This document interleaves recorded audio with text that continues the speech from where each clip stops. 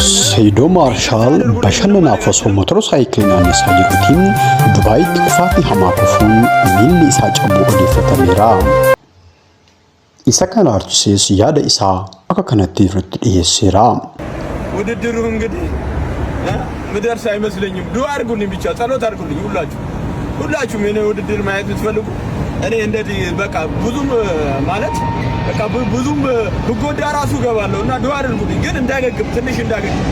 ፍየል እፈልጋለሁ ብዙ ፍየሎች እፈልጋለሁ ጠግናችሁ ወደ ፋይት ወደ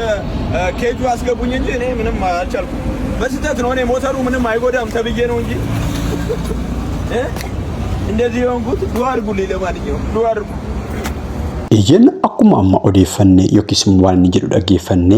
lolaa fuuldura isaanii yookiis immoo faayitii fuuldura isaanii jirullee yoo akka ta'utti hin fayyu yookiin immoo rikeevar hin godhu ta'ee sarratti hirmaachuun illee baay'ee natti ulfaata. Isa kanaaf immoo kana yookiis immoo sana kana gochuun qabaa yaada jedhullee himeera. Bifa qusaatiin haa ta'u malee cabni isaa baay'ee guddaa kan ta'e faayitii fuula isaanii dura jira yookiis immoo Joon wajjin faayit gochuuf kadeeman sunillee baay'ee ulfaata akka ta'e sarratti hirmaachuufis immoo akka sarakkisullee wanti hin argaman kun ni argisiisu. Akkuma nama kamiyyuu bashannanaaf gara sana adeemee hojii fi sachumaan promotion waan tokko hojjetee deebi'uudhaaf haa deemu malee mudannoon kun akka tasaa ta'ee isa mudateera. Haa ta'uutii yaa Rabbii mee isa of golchii isas fayyisi jechaa